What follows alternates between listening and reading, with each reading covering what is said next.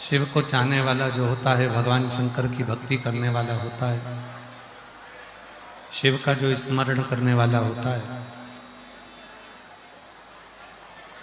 वो शिव को ही श्रेष्ठता का सुख देना चाहता है।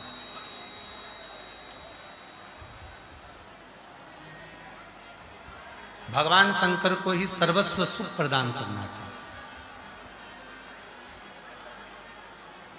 हमने कई जगह पर देखा है मंदिरों में, आप लोग भी अगर देखो तो सबको मना करा करो इस काम के लिए। आज आप लोगों की एक ड्यूटी लगा रहे हैं, पहली बार आप लोगों को कोई काम दे रहे हैं कि मंदिर जाया करो तो एक काम जरूर करा करो। जैसे ये भगवान शंकर का शिवलिंग है, ये जलाधारी है, पानी चढ़ाते हो या घूमकर पानी नीचे की ओर जाता है।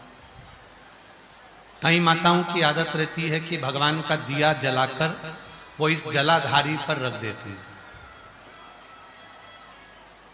कई माताओं की आदत रहती है अपनी पूजन की थाली भी इसी जलाधारी पर रख देती है।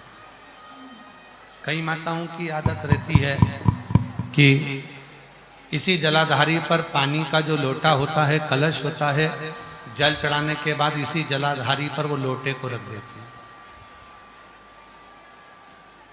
नहीं, ये शिव है। ये जो जलाधारी है, ये भगवान शंकर की जो शिवलिंग रखा हुआ है, जो ये जलाधारी है, ये भगवान माता जगतजननी जगदम्बा पार्वती जी का हस्त कमल, माता पार्वती जी का हस्त कमल है। इसी जलाधारी के ठीक सामने से जो जल बह रहा है, राइट में गणेश जी, लेफ्ट में कार्तिकेय जी, बीच में अशोक सुंदरी। शिव जी के ऊपर जो पानी ऊपर से जो बूंद बूंद कर कर गिरता है, वो शंकर भगवान की 5 बेटियां जया, विषहरा, श्यामली बारी, दौतली और देव। कभी भी कोई भी अगर जल चढ़ाकर यहाँ कलश रख दे, जल चढ़ाकर यहाँ पर कोई पूजन की थाली रख दे, जल चढ़ाकर कोई वस्तु यहाँ रख दिया, तो वो श्रेष्ठता नहीं, वो श्रेष्ठ नहीं। आप उसको मना करा करो कि भाई ये शंभु शंभु शंभु शंभु शंभु शंभु शंभु शंभु शंभु।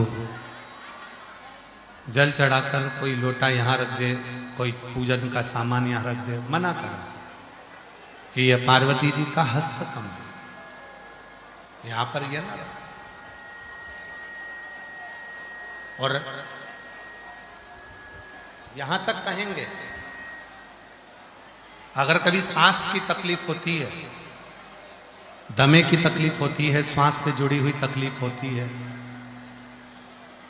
क्यों कहते हैं आप लोगों को कि शिव जी को एक लोटा जल चढ़ाकर चढ़ा हुआ जल जो बहकर आता है, उस जल का आचमन करा करो, उसको पिया करो। क्यों कहते हैं? क्योंकि जब शिव जी पर हम जल समर्पित करते हैं तो ये सारे जो स्थान है माता जगतजननी जगदम्बा का, 64 योगिनियों का, 33 कोटि देवताओं का, शिवलिंग में विराजमान सभी देवी देवताओं का, ग्रहों का जो जल होता है, वो आचमन करने से हमारे रोग, हमारी तकलीफें, हमारे दुख कष्ट समाप्त हो जाते हैं, हमारा दुख समाप्त हो जाता है, हमारा कष्ट समाप्त हो जाता है, हमारी तकलीफें समाप्त हो जाती है।